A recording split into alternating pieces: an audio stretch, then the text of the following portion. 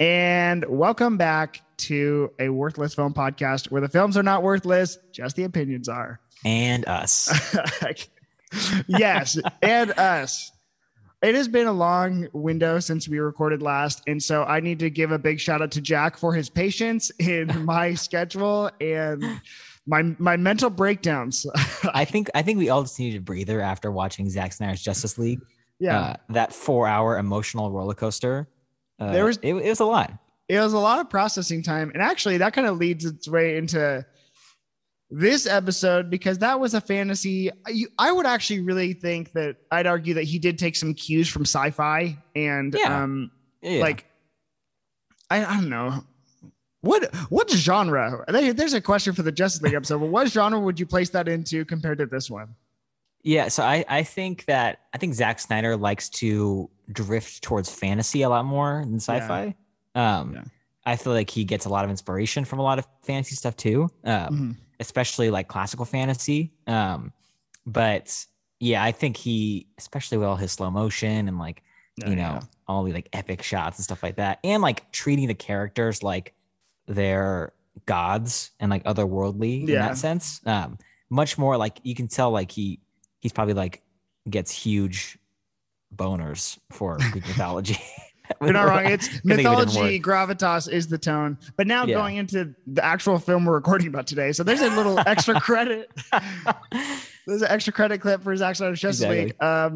You didn't already have 2 hours of it. So anyways, we watched Blade Runner 2049. And before we get into the actual film, I guess I wanted to open up a discussion really briefly about like sci-fi. And that's what that was talking about. And because I think there's two different schools and I'd love to hear your thoughts on this. Obviously, that's why I'm asking the question. I think there's two schools. I think there is Star Wars.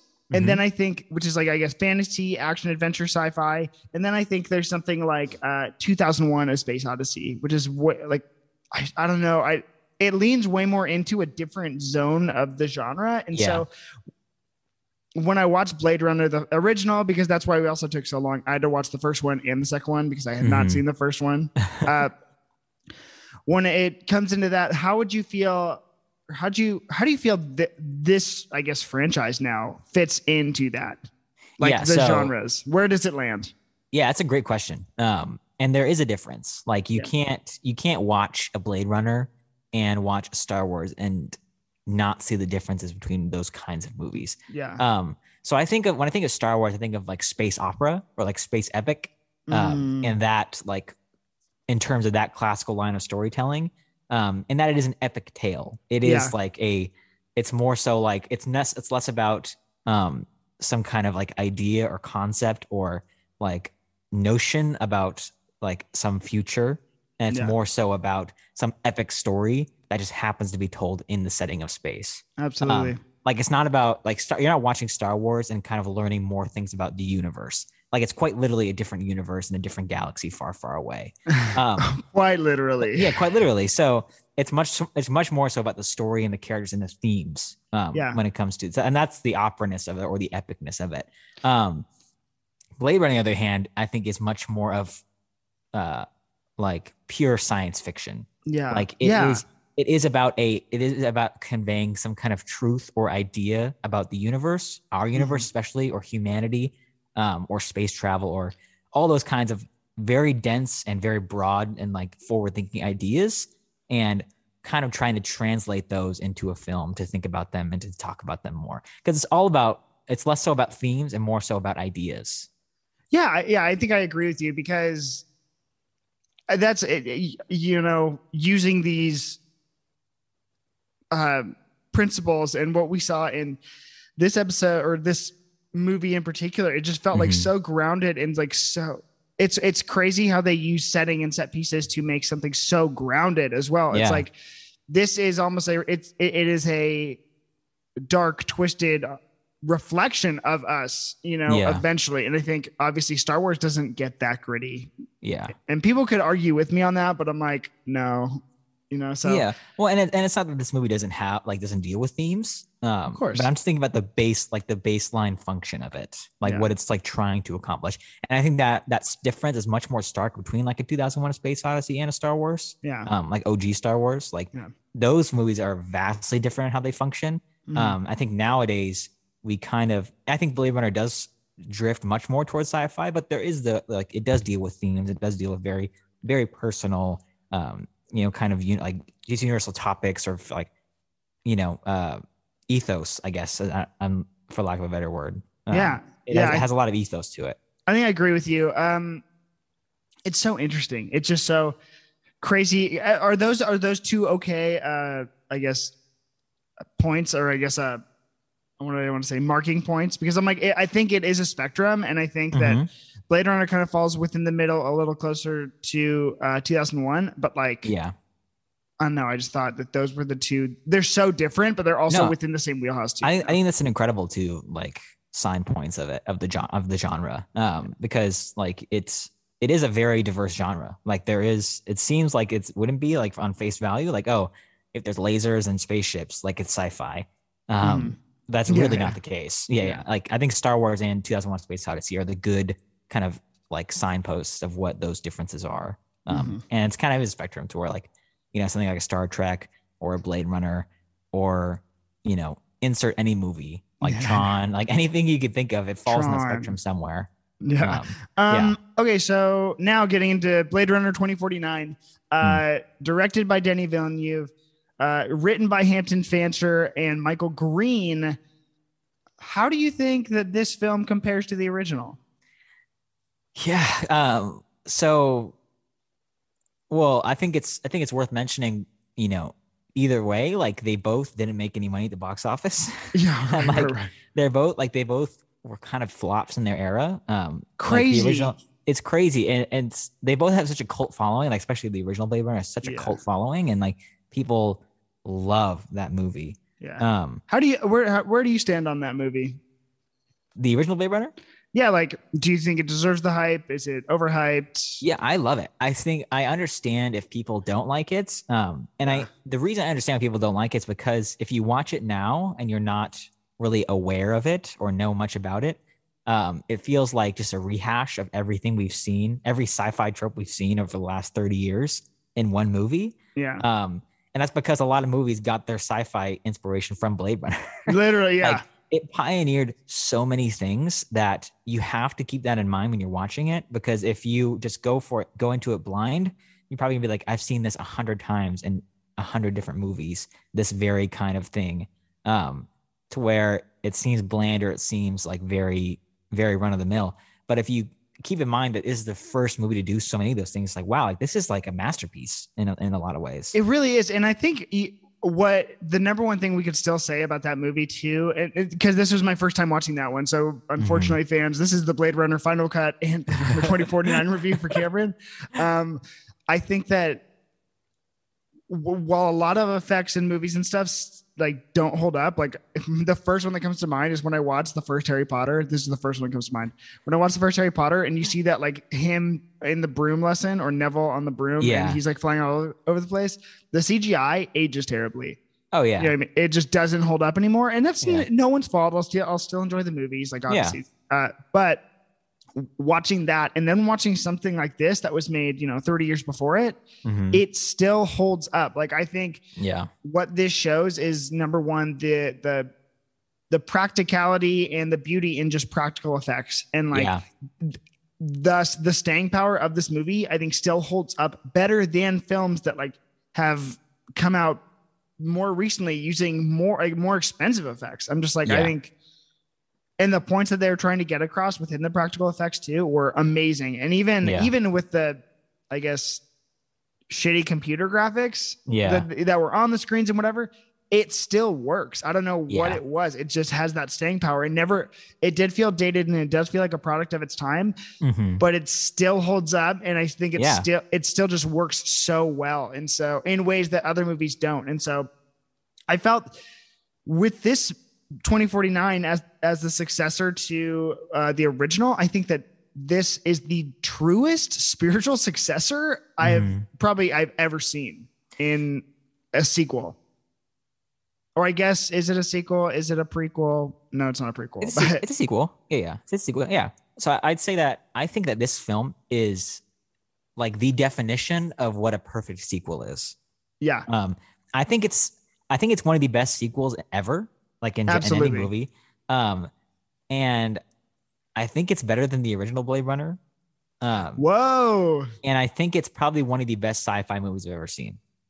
This is bold statements here. Hot takes. Wow. I don't know if they're hot takes if you think it's better than the original. Yeah.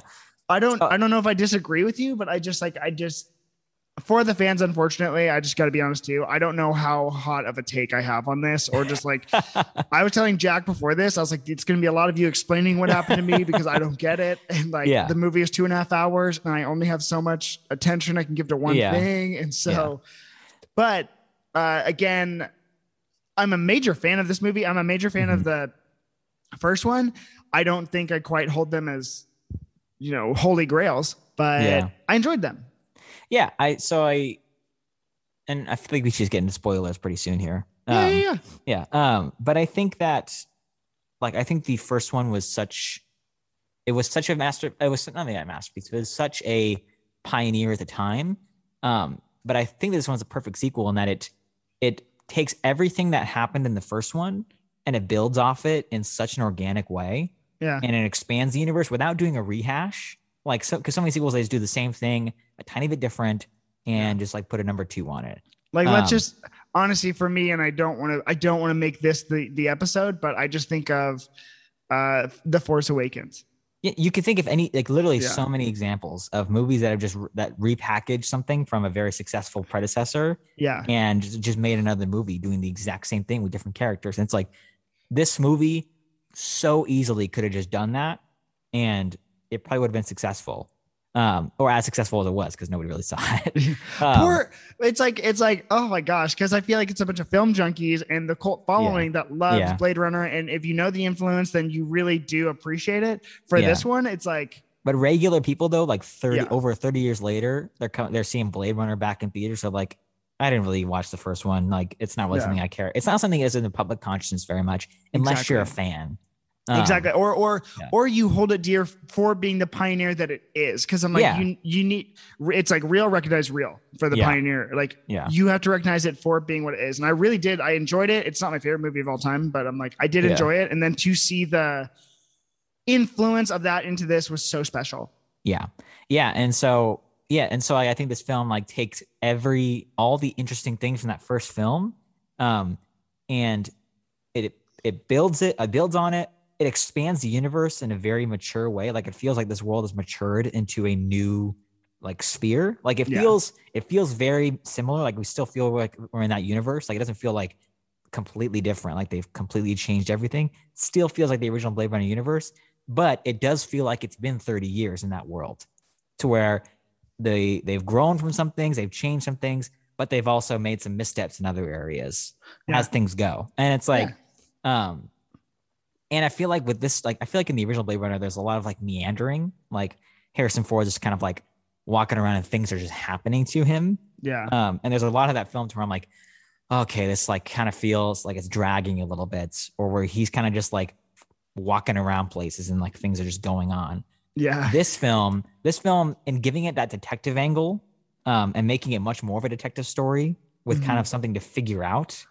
And because there's a little bit he was doing some detecting in the first film, but also it's kind of him just kind of having some realizations about himself, or very ethereal thoughts. It was he stumbled into this. It was very Chinatown, very Maltese Falcon, Yeah. But this one, it felt much more driven, and it felt much more like there was an end goal in sight. Yeah. And everything that was going on felt much more intentional. And one could say it was there were some plot things that are a little contrived, but I was okay with it because it all worked together for the betterment of the story, I think. Yeah. I think that, this film takes everything good about the first one and just makes it better and expands on it more in, I think, perfect ways. Yeah. Yeah. Again, I'm I agree. I just don't know. And I think if I'd given myself time to watch it twice, I could really have that opinion. Cause this is actually Now, besides Superman and Lois, whatever I've watched at least 2 or 3 times already. So yeah, those thoughts have stayed. But this is my first exposure to this, and so I have to agree that one more question. I'm sorry, before you get source material, how do you? I like really just feel that this film is the perfect spiritual successor. Again, going into your thing being it's a perfect sequel. I think this film is a perfect spiritual successor to the first one. And when I think about comparison and legacy and the rest, I think of it. It becomes a really important thing to who is going to helm this, compared to who helmed it before. And so I guess my question is, or my thought is, I really do think that Denis Villeneuve is the perfect director. Like when you look at his body of work, when you look at what he's done and what he's doing, I think he's like the perfect next generation Ridley Scott. Not that Ridley Scott has retired or anything, but when you look at their bodies of work, I just see tonal things. I see world building, I see influence, and I think the guy to pick up the baton from Ridley Scott as Denis Villeneuve, I just loved it. How did you feel about it? Yeah, so I think I don't want to compare it too much to Star Wars because they are so different, and the films are just made for different reasons. They functioning in different ways. They're functioning in different ways, absolutely. Yeah, but this did come out it's a couple years after, but it did come out in the era of new Star Wars, and especially with Harrison Ford coming back for both these films. Yeah, you're right. You definitely see a difference in his enthusiasm for these two franchises. He genuinely is excited about this franchise. And you could tell he's really only doing Star Wars for the money. He wanted to be killed off in episode 7. That shouldn't have shocked anyone. He was so exhausted. He just was only there so he could die and not ever have to come back again. But he did have to come back again eventually. My man. My man. But I think of Denis Villeneuve and versus a J.J. Abrams and sorry, I'm thinking. There you go. And Ryan Johnson. Sorry, I don't know why I couldn't think of his name for 5 seconds. But yeah, so you think of a J.J. Abrams to where, especially with The Force Awakens, he was somebody who was trying to, revive a franchise like that, just like Denis Villeneuve was.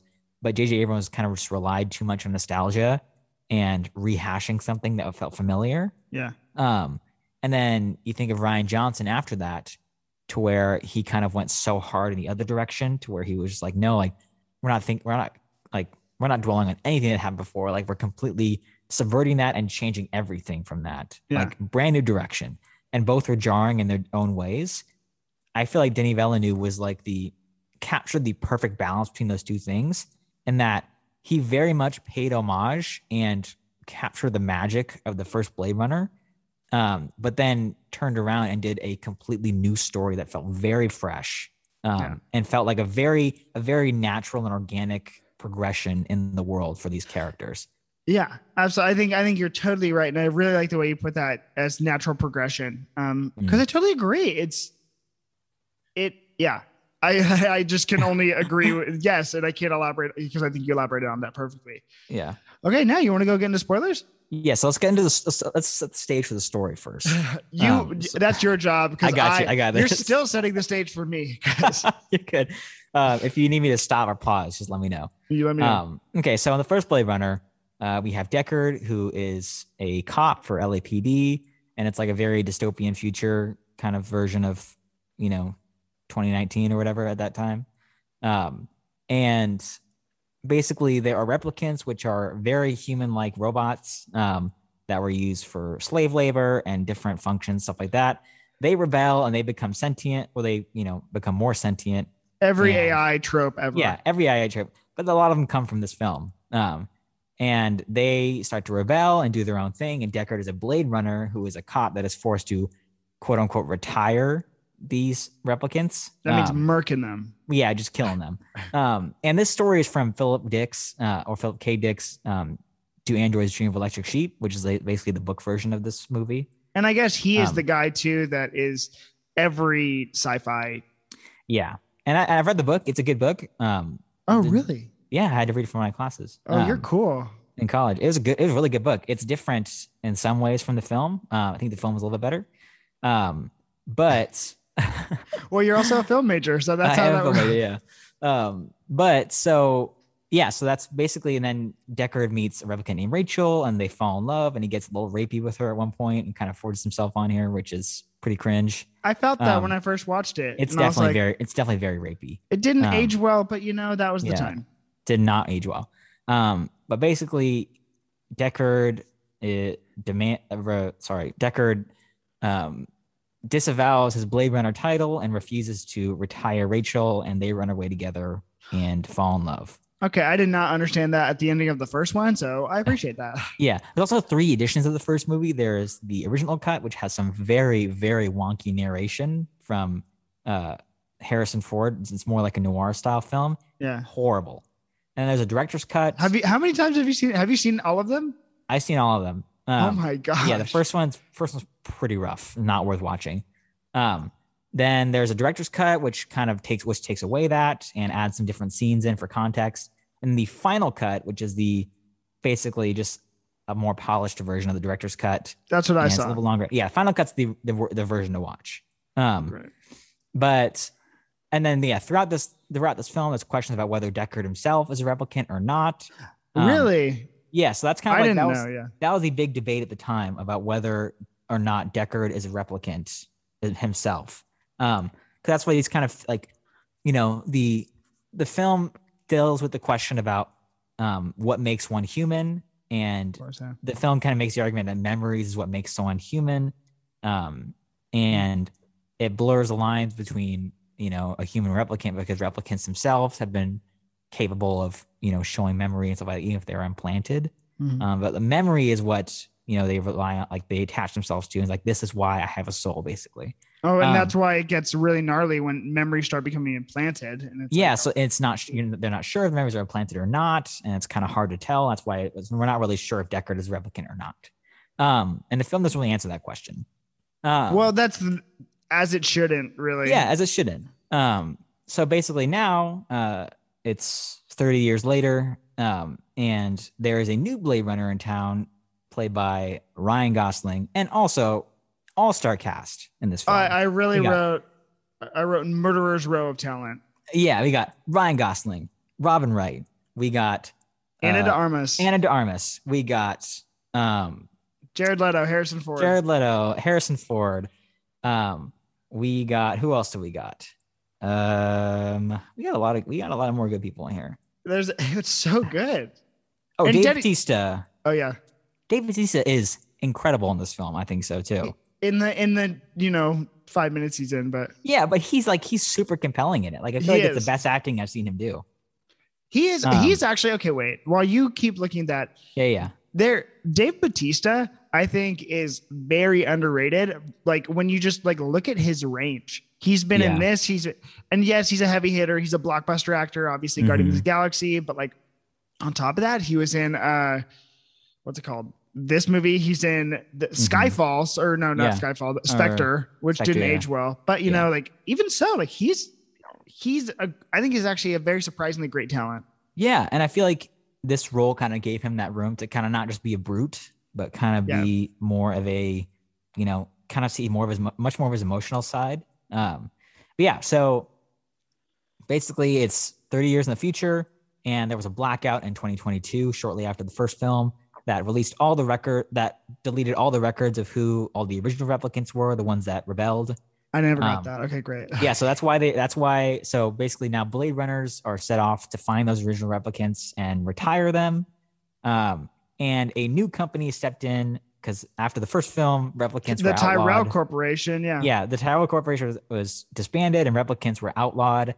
And then a new company, Jared Leto's company, came in and started making replicants again, but ones that would not rebel. And it's a brand new version of them. And so now Blade Runner, and that's who K is. K is a new version of a replicant who is a Blade Runner. And they answer that question very early in the film, that he is not human. He is a replicant. And I love the way that they do that. It's like that he's not human, but also the way that regular civilians or regular, LAPD officers just talk down to the dude. Yeah. They're still relegated as second-class citizens, if citizens at all. So basically, Ryan Gosling's Kay is off finding those original replicants and taking them down. And while taking down that first replicant, which is Dave Bautista, he finds a gravesite of a replicant. And little does he know that they find out that replicant was pregnant and gave birth to a child. And that sets off, that would have major implications for the entire world of Blade Runner. Because if a replicant can have a child, maybe they aren't so different from humans after all. And maybe that has a lot of different implications for how they are treated in society. Of course. Yeah. So that sets off the story. And that replicant, it turns out, was Rachel from the first film. And the father was none other than Harrison Ford himself, Deckard. Crazy. Yeah, crazy. And throughout a series of memories and shocking discoveries of Ryan Gosling, he finds out that that child might be him. And he might not be a replicant after all. He might be a human, this chosen one. So that kind of sets off the story of the film, him looking to find out what happened, how did it happen, and if that child is him, which he thinks it is. Yeah. Yeah. All right. So great. So do you have any other questions? Is that kind of that does it? It's really just okay. Like, it's the set pieces. It's the adventure they go on. We'll dive into it. I don't have a lot of questions, but like, it's more, I guess, like filming kind of questions. Yeah. So like, first thing comes to mind is, well, how'd you like the plot point of Ryan Gosling being a replicant? Yeah, so I like that a lot. I liked that it was not really a question for us to discover. And should we get to the twist of the film? Yeah, I feel like we get. So the big twist is that, and it's an incredible subversion because it's so heartbreaking. He throughout the film, he's on this quest trying to finding all these relics about these memories from his childhood and things that are very clearly pointing to him being this chosen one who is going to lead the replicant revolution and save them in the world. But it turns out those were implanted memories and he is not the chosen one. Yeah. And he is just a regular old replicant, nothing special about him. And it's so heartbreaking because he finds Harrison Ford and he thinks he's his dad and he's like bonding with him and like fighting with him. And he goes on a mission to save him. He goes on a mission to save him and all this stuff. And for him to be thinking about all these things, for it to shatter in front of him, to like, no, like you're not special. Like it isn't you. Like those memories are fake. Is so sad. And it's so impactful. Yeah. What do you think about that? I don't honestly. Okay. So I didn't like, okay, guys. So as I watch movies like this, I'm just like, I need to have the Wikipedia page like up and like explaining it to me because, on the first take, I just am not that receptive to a lot of stuff going on. And the other distraction to me is just how beautiful this entire movie was. Like ridiculously every set, everything they did, I was just like so mesmerized by it because it wasn't, I think at some point people lean into sci-fi and they just think that it's going to be, I don't know, like beautiful and futuristic and everything's a hologram, Like, I'm way more like, oh wow, the idea that Ryan Gosling has a freaking AI girlfriend is just I'm chewing on that in my own head as the plot goes by me.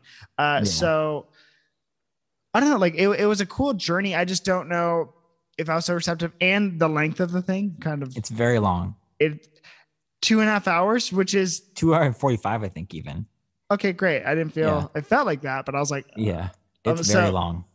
I think I tried to do it in one sitting and I don't know if that's why I wasn't so receptive to it. So gotcha. Yeah. When it comes to Ryan Gosling being a replicant, I'm glad they answered it right away. And I think, did you think that Harrison Ford Deckard was a replicant? Are you in that camp? Yeah. So they don't even really, I don't think he was. I don't think so either. But they still don't even answer that question in this film. Yeah. Like we're not really even sure about what that means. Like if he is or not, if he's a replicant or is not, like it doesn't. But I think the film is saying like it doesn't matter. Like if he is or if he isn't, like he still had a baby together. That's what's important. Like what we think about replicants themselves is different. Yeah, and so I having an explicit character be a replicant, I thought was great. I thought it was very cool. Yeah. I liked Ryan Gosling's portrayal because it's clean and it's concise, and also the idea of a replicant being a Blade Runner too, very neat. And then I guess my next question, I don't have very many, but how do you like Jared Leto's character? So, okay, I don't really have a lot of qualms with the film. Yeah. His character is probably my least favorite part of the film. I just thought that was, if you want to shave the movie down, you can just remove him. Just remove him. I thought his assistant was much more daunting as a villain. Yeah. Love, that's her name, yeah? Love. Yeah, L-U-V, yeah, L-E-V. I thought she was much more compelling as the villain of the film. And I think she kind of is, because she's the one doing all the work. Yeah. I think I might just have a bias towards Jared Leto. I don't know. It's hard for me to watch him in films, I think. Oh my gosh, Jach, that is crazy. Also, yeah, go ahead. Oh no, I was just going to make fun of you and say, also note that when he said all the talent, I was the one who said Jared Leto, not him.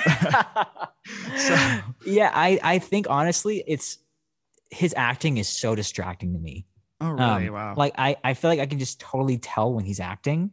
And like some actors, they just fall into a role and they're just very subtle and they kind of just drift into it and you don't really notice it. But I feel like I just notice when he turns it on and is just doing his Jared Leto thing. Like, oh, hello. I'm blind. Let me touch you. And I'm like, oh, he's doing a voice. Like that's not Jared Leto. Yeah, it's just somebody, he's somebody who, and I think part of it might be a bias. Yeah. But thank you for addressing that too. Yeah. Yeah. It's very easy for me to be taken out of a movie when he is in it doing his Jared Leto voice, like some different voice or mannerism thing. It's one, I mean, I don't know. Maybe it's because I'm scarred by him as Joker a little bit, but this was right before Joker too. Yeah.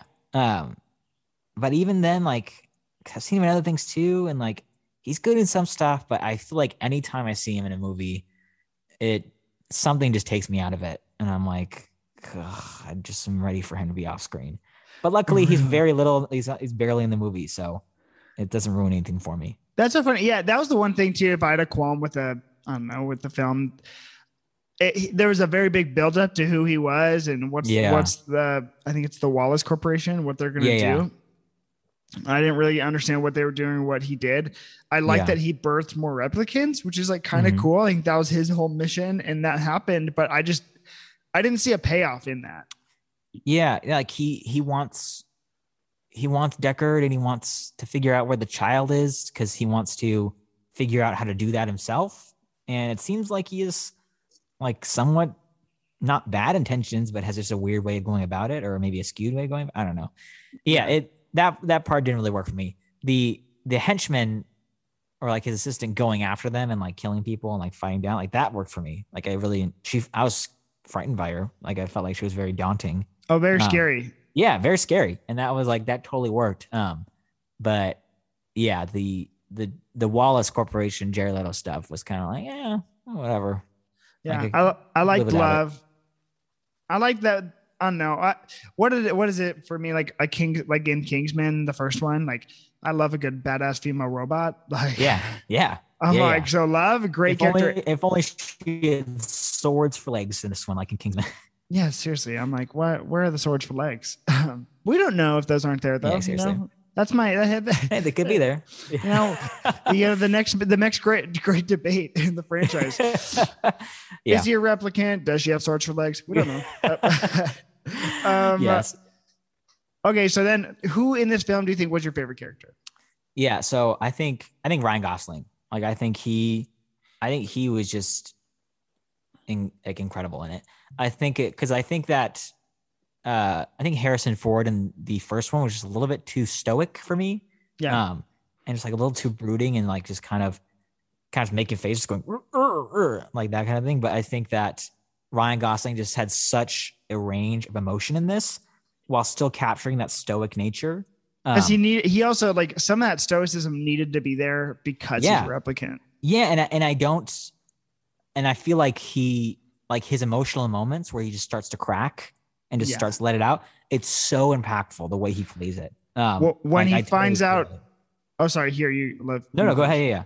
It's for me is especially. I'm sure you felt this way too. Especially when he found out when we were turned against, and he found out he was Rachel's son. Like they weren't implanted memories because he goes to the actual he goes to the scientist and he's like, "Are these memories implanted?" And she says no, and then he's like, "Ah!" Like.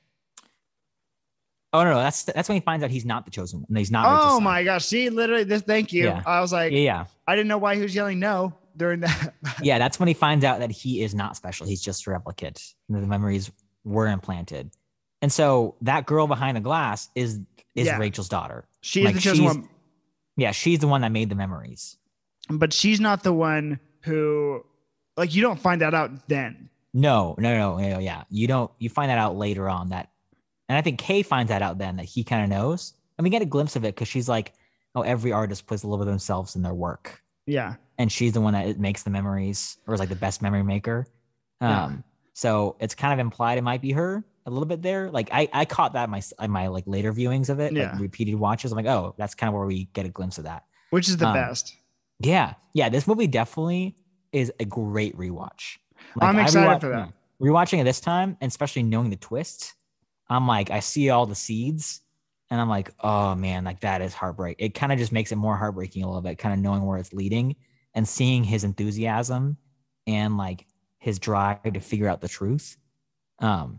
It's very, very impactful. So I think that, so the first film kind of like talks about like, oh, memories are kind of how we like deal, and not to get a little too philosophical. You're fine. Yeah. I need it.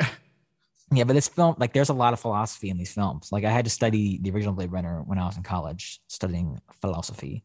Oh, really? In philosophy class, you studied Blade Runner? Yeah. It's a very classical, like, philosophy and film kind of movie. Yeah, and my boss, Jesse, who I talk to about this kind of stuff all the time, he says Philip K. Dick is kind of the seminal sci-fi writer. Yeah. No, go for it. But I guess his works were inspiration for the Matrix trilogy and like a lot of stuff moving forward. And so I think it's important to even think about the title of the work is "Do Androids Dream of Electric Sheep?" It's interesting. Yeah, very. And I think Philip K. Dick is incredible. But not to get too philosophical, but it's like the original film kind of talks about like, oh, memories are how we understand what is human and what is not. That's how we understand the line. Yeah, memories cite experience, and it's not like robots can necessarily have experience. Yeah, it's like, having a personal moment to attach to and to call back to, like that's how we know that we're real and that we have a soul. Yeah. And that was kind of why Deckard in the first one was like kind of like going through his memories and dealing with that question. It was like, am I a replicant or am I not? Like, because he was having memories, he wasn't sure if they're real or not. But so that was kind of the debate at that time.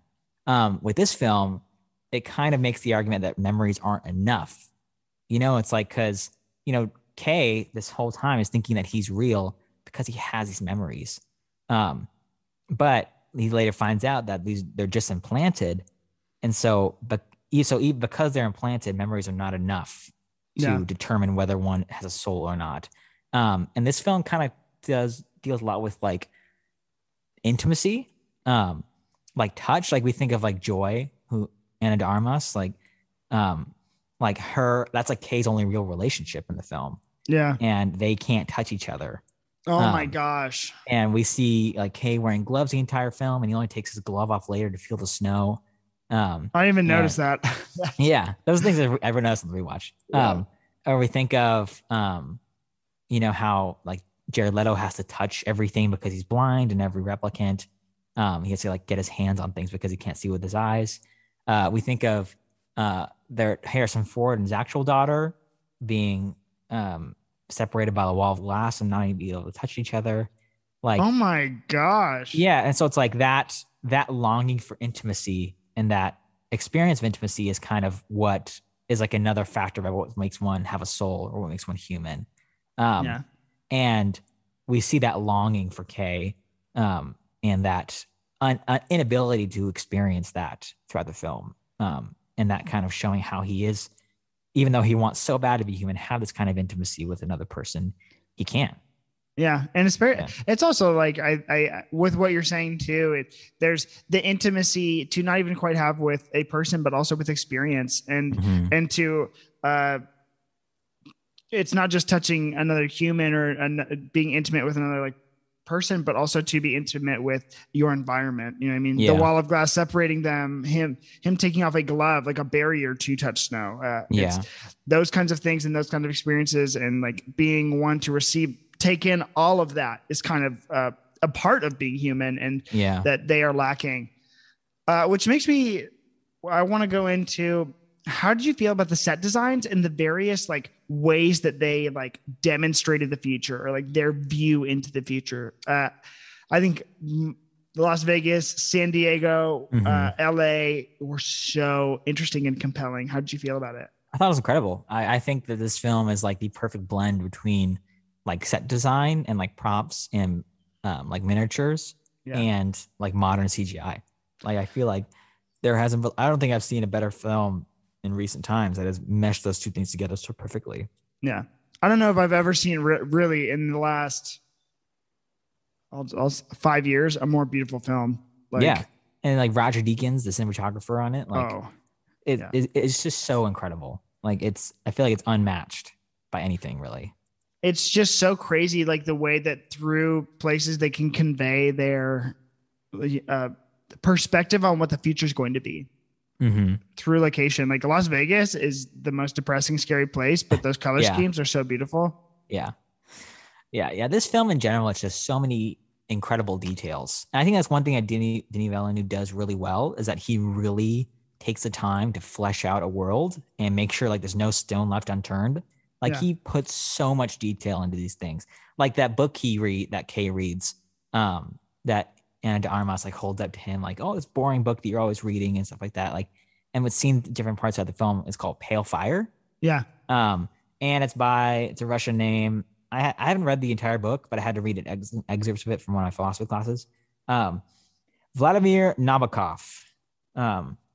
It's from 1962, but basically it's a very Inception-y type of book in that it's about so many different layers of stuff, not like Inception, like about dreams, but like it's almost like a book within a story kind of thing. Yeah. So basically there's a poet in the book that's writing a long poem. And then there is an author who's writing footnotes and commentary on it within the story of the world. And it's not the author of the book. So within the book, there's a fake author who's writing a poem, another fake author who is editorializing that poem and writing about it in footnotes, and then an author writing about both those people in a book. Sounds about right for this film. Yeah. So exactly. So basically the story of the poem is that there is this guy who sees this white fountain and he's writing a poem about it. And he sees that fountain he sees this amazing fountain and nobody else can see it. And it's like kind of like in a different plane. And then another guy shows up and he says, hey, I can see the fountain too. And he's like, oh my God, like someone else can see, like this is evidence of the afterlife basically. And so that kind of influences his motives and like what how he views the world in his life. And then he finds out later on that that other guy, it was a typo and he meant to say mountain, that white mountain. So the thing that he thought he was seeing, he thought someone else was seeing, it was a mistake and it was a typo. And it wasn't a fountain. It was indeed a white mountain. And he didn't see that. Wow. So all these, he thought he saw something or thought something was real. And then he made all these assumptions about it and his life and the afterlife and who he was in the world. And because somebody else affirmed that, but it was a typo and they meant to say, I see a white mountain. So that shattered his entire view of it. And his view of the afterlife and what he meant in the world was just completely wrong. And that's literally Ryan Gosling's perspective, basically. Exactly. In this entire film. Yeah. It's his journey in the film. He thinks he knows something. He thinks he finds out some secret knowledge, and it completely radically shifts his view of himself and the world and everything. It changes everything. Yeah. And the journey of discovering that further, he finds out it was a mistake and he was wrong. And his version of events or how he saw the world was flawed. And it actually wasn't true what he thought. He's not really that special. So even those like details of like this classic literature, like showing up in the film and kind of mirroring the plot of the film in that way. Yeah. It's chef's kiss to that kind of thing. Like those are the kind of details that are just like masterful, I think. And again, I think that's also like kind of how we can applaud, that's exactly. Like I can only agree with you because I didn't know that. Now knowing that going in is just makes it so much richer. It's very, I think, Nolan-esque. You can see the influence of someone like Nolan on a film like this too, which is very neat. I'm a fan, and I really like, it is impossible not to see how thoughtful Denny was in this film's, I guess, execution. Yeah. And that's what makes something like this. Because I'm like, while I don't quite comprehend everything I'm seeing, I can respect it. You know what I mean? Yeah. And I do. And you see it, and maybe it's lost on me. And I do, I guess, want to rewatch and re-understand those things. But it's just so rich, which makes everything in this so much so much better. Yeah. Right? And that's really how I received it. And absolutely. It was a lot to take in. Okay. Also, these films back to back, a lot to take in. Because let me tell you, the original, you know what it reminds me of too, from a film perspective, and like the set pieces and everything. I recently, here's for my sci-fi like chops.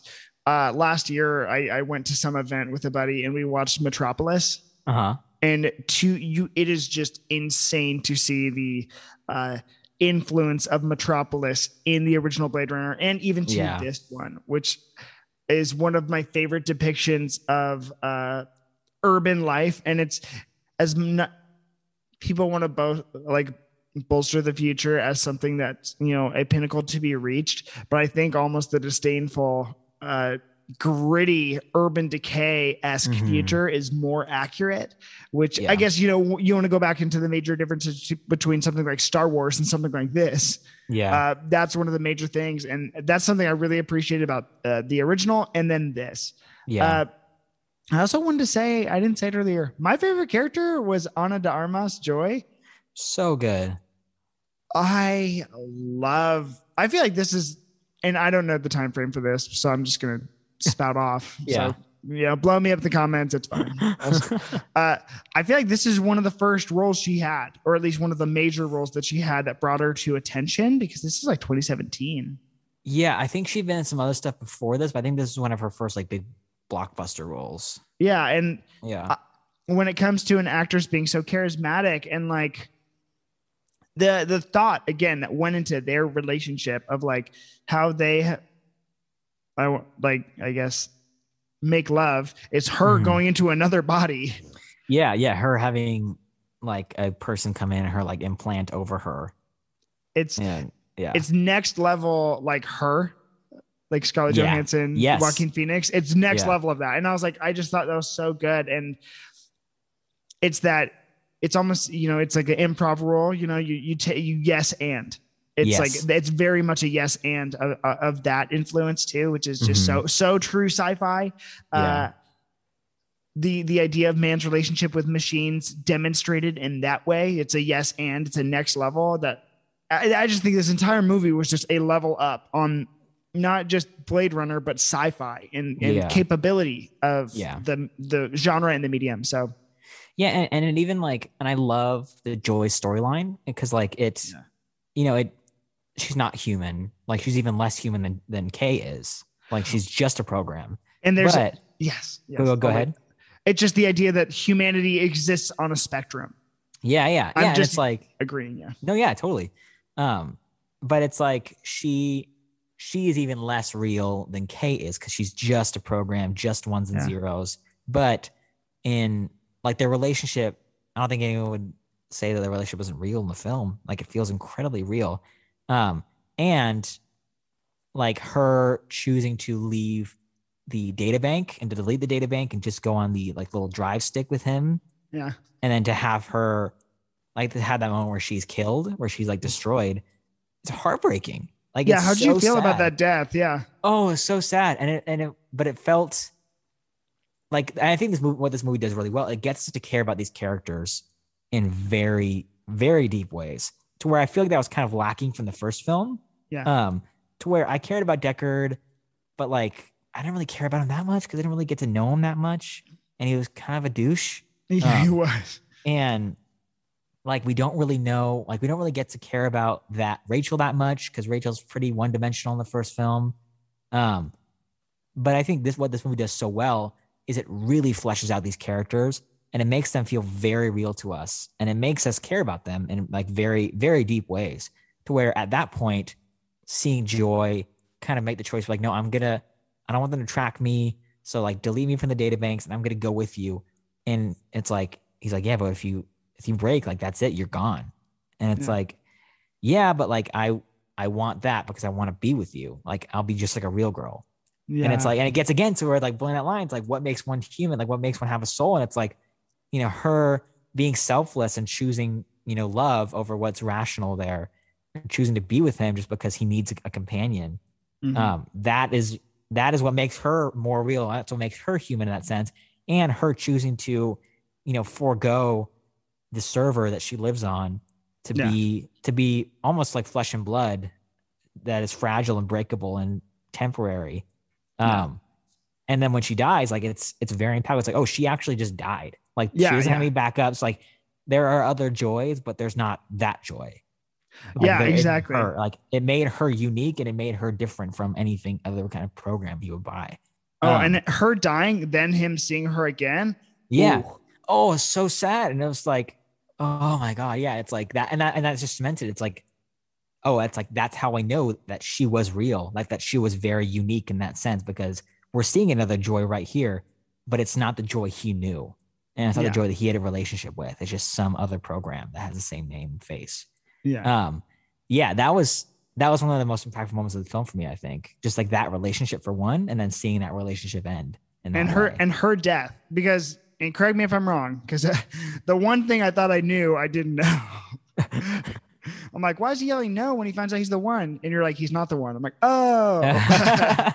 But so she deletes herself or whatever. And then you find out that she didn't quite completely delete herself. And then she comes in and like, that's how Love was able to find Deckard, because she tracked Joy's program within Kay's tech. Like he had Joy with her. And then when Joy comes back at the very end, and then Love, like whatever, crushes the computer or something. So she deleted herself from the backups in his apartment so that they couldn't look at their history and know what they were doing or where they were going. So when she deletes herself from that, that's when Love finds out that's when Love gets that from the desk and like starts tracking them. Yeah. And that's why Love goes to the police station and kills Robin Wright to find out where Kay is so she can track him that way. Wow. Okay. She can track Kay through LAPD about where he is and what he's doing. Yeah. So it wasn't through Joy, because that's why Joy deleted herself and made herself vulnerable. So that they couldn't be tracked by Love or by the Wallace Corporation. Okay.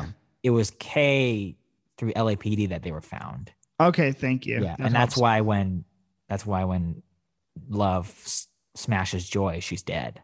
And she, oh my gosh, in her death, it's like also too just the idea that she wasn't able to finish she was mid-sentence when she died too. I just thought it was perfect execution. Yeah. And also I was thinking about how interesting would it have been for like Ana de Armas like to film that, you know what I mean? Like that entire circumstance and situation was wonderful. Yeah. Well, I'm not pro-death, but it was executed well, and not in a fun way either. But yeah. Okay, so also I realized too within this film, we're seeing, and I think this is inevitable in every film, but I think this one might be a little bit more explicit in its again execution. Mm-hmm. The merging of genres, because it's not strictly sci-fi. It's I guess principal sci-fi, but then we have the tones of hard-boiled detective. I guess. Neo-noir coming through. How do you feel about the execution of the detective stuff and the noir-esque narrative coming through this sci-fi filter? How did you feel about that execution within this film? Yeah, I loved it. Like, again, that was probably the things I was talking about earlier with being a little bit contrived. Like, a little bit of the plot is slightly contrived. Yeah. Like him being the cop to find that tree and to find the baby and all that kind of stuff. Right.